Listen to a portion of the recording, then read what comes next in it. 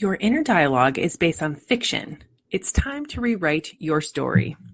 Hello, welcome to Choose to Rise. Welcome to Public House Media. If you're here listening on the podcast, I appreciate you being here so very much. And today I'm going to talk to you about choosing positive thoughts. That's right. It's a choice. You get to decide every single day if you're going to wake up positive, if you're going to live with positivity, if you are going to, and how your day is going to go. So today, choosing positive thoughts. Don't accept your subconscious thoughts as fact, because they're not. In fact, most of your inner dialogue is nonsense fueled by fears and insecurities. Stop listening to those thoughts that don't support you and instead reprogram your subconscious with ideas and affirmations that do. Today, I'm also going to get a little sciencey on you here. I have so much stuff, all the things that we talk about all the time. It's all about your head. It's all about the 6 inches between your ears and what it is that you do with those thoughts, what you think, what you believe, how you respond to life, how you believe and respond to all of the things that come at you in a way. So it's up to you to decide. You have a choice and all of them matter. I was just writing out a post for my social media. So if you're not following me over on KJPMEYER on Instagram, I encourage you to do so. Follow me on Choose to Rise Up as well. I put out content every single day that's going to help encourage you and support you and help you believe in yourself. And so I just wrote a post over there about living as your best life, and you always have a power to choose. We can decide to be anything, and with God's help, it's highly doable, right? But first, we have to take the step to believe that it's possible. We have to believe in Him. We have to believe in ourselves. We have to believe in all of the possibilities out there in the world.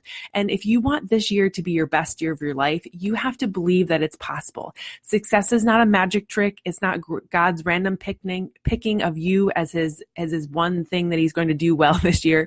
God gave us all the power of choice. We are all sons and daughters, and He gave us all the power of choice in this world. And we can use it for good and we can use it for bad, but we get to decide. That's the crazy thing, And so if you want your subconscious to allow you to constantly be choosing all the nonsense and the things of fear and insecurities in your life, that's on you. You got to choose to make things different and make a different choice in your life. And so today I want to kind of get a little sciencey on you, but also help encourage you to think about your thoughts and how things are working in your world. So, one thing is that, kind of an example of things here, all the thoughts and the examples and all the things that have happened around you were probably shaped inside of you, and you have a lot of subconscious thoughts in your brain and in your body that were formed a long, long time ago.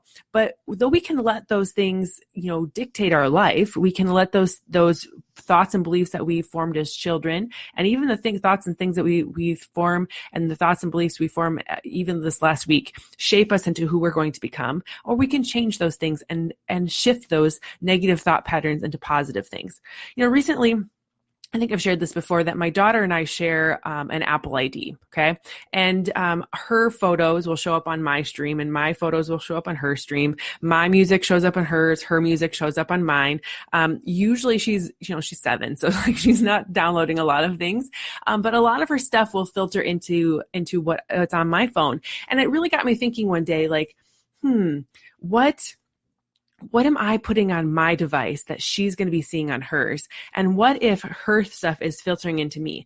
Imagine if 95% of the things that you were looking at every day, or 95% of the things that you were showing up in your thoughts, in your mind, in your device, were actually downloaded from other people's playlists, other people's photo streams, other people's, downloads. And what if that vast majority of those things that came from your parents or from the world around you, would they match the music or the photos or the things that you want to achieve in life? Are they think about how we take in all of the stuff around us, right? We listen to the news, we listen to friends, we listen to the conversation in the work break room, we listen to the thoughts and things of all the conversations around us, the podcasts we listen to, the books we consume, all of the information that's coming at us, right? We live in a super connected world. What if those things were here to empower us? What if we got to choose, right? You do get to choose. What if you get to choose the good what kinds of things you want to come into your life? I don't listen to any news.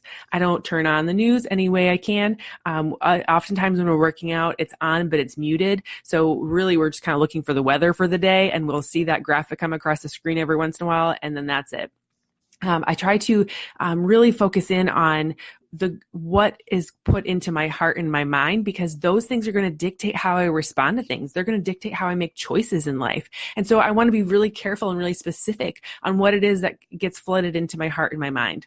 And then why do I do this? Because it's scientifically proven that from cellular biologist Bruce Lipton is one of the experts I pulled some information from today. And he says a same comparison when you're speaking about subconscious programming that each of us takes in during the first 7 years of our life, how these patterns and beliefs shape and in most cases limit our reality, and how we can shift, change, and rewrite these programs to become more powerfully conscious co-creators of our life. We get to decide, not our genes, not what's happened to us in the past, but we get to decide how we're going to move forward. He said humans are a huge petri dish, okay? Our mind is the master chemist. The stem cell science he does works through way back from the 1960s. He revealed that the environment the cells were in shaped the genetics and behavior of the cell. So think about that. The environment that the cells were in shape the genetics and the behavior of the cell. The environment that you place yourself in is going to dictate your behavior and your thought processes and the way you respond to situations in life. He said, put identical cells into 3 different petri dishes, and by changing the chemistry of the culture they are sitting in, you change the actual genetics and behavior of the cell. For example, one cell becomes a muscle, one cell becomes a bone, one cell becomes a fat cell, one cell becomes a brain cell. You get to decide. And he says, according to Bruce, the human is like a giant skin-covered petri dish with over 50 trillion cells. The culture medium is our body, and the blood and the chemist who controls the composition of the blood. And by adding and taking away things is our mind, right? The cells receive their information about whether to grow, contract, live, die, based on our mind's perception and interpretation of reality. The challenge is that each of us see and perceive the world as a different way, right? We all have that power of choice. Remember what I said earlier? God gave us all the power to choose. If 2 people are watching the same sunset, one looks out and says, this is a friendly, wonderful place that supports me and I'm happy and healthy. And the other one sitting next to him says, this is a scary place and I have no idea what my future holds. I'm super afraid. Everyone gets a choice in life. They're both in the exact same environment, but their cells are being given different messages because of the way that they've been brought up or the way that they've chosen to look at life. And so whatever you're perceiving in life, you will manifest a physical complement to its thereafter. So if you have a healthy vision for your world, if you have a healthy vision of what you want your body to be like, how you want to respond to things, if you are going to have a great it all depends on what you're thinking. If you have a healthy vision, you're going to have a healthy life. If you have a fear-based vision, you're going to have a fear-based life. Fear causes 90% of the illnesses on our planet. Mind blown, right? Fear causes 90% of the fear causes 90% of the illness on our planet. And it's all generated by the perception in our mind. The picture you hold in your mind creates the behavior and biology you express in life, says Bruce. And so it's so crazy. In simple terms, according to Bruce, the mind is divided into 2 aspects, the conscious and the subconscious. And we've all heard that, right? But this conscious mind is made up of the surface thoughts, the wishes, desires, aspirations, and the subconscious mind is the realm of our automatic and habitual thoughts, patterns, and beliefs, the stuff that we do without even knowing it, right? The things like we tying our shoe and whatever, all the things that we do on a daily basis that we don't even think about because they're just so remote into us. So if we're driving along the highway to talk to a friend or a passenger seat, our conscious mind is the one engaged in the conversation.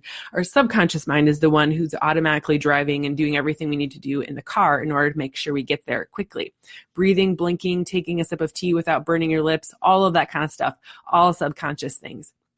But to be fully present, focused in on where we're at the moment, our conscious mind is driving the bus. So as soon as we start thinking about something other than what the moment is right here, right now, our subconscious mind kicks in and we're able to move things going forward.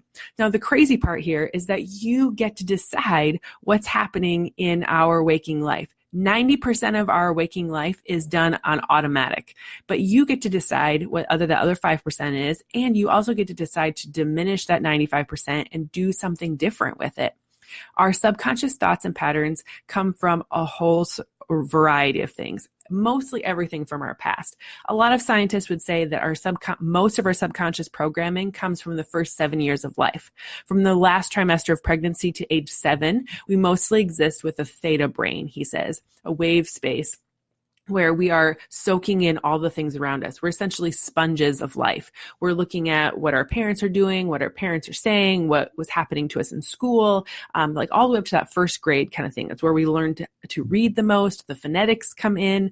It's where we have a lot of thoughts around money, around love, around happiness, around all those things. And we're really exposed to a lot of things in those early years. And then we start to shape our own thoughts and minds and belief patterns based on what we've seen, heard, and experienced in our life.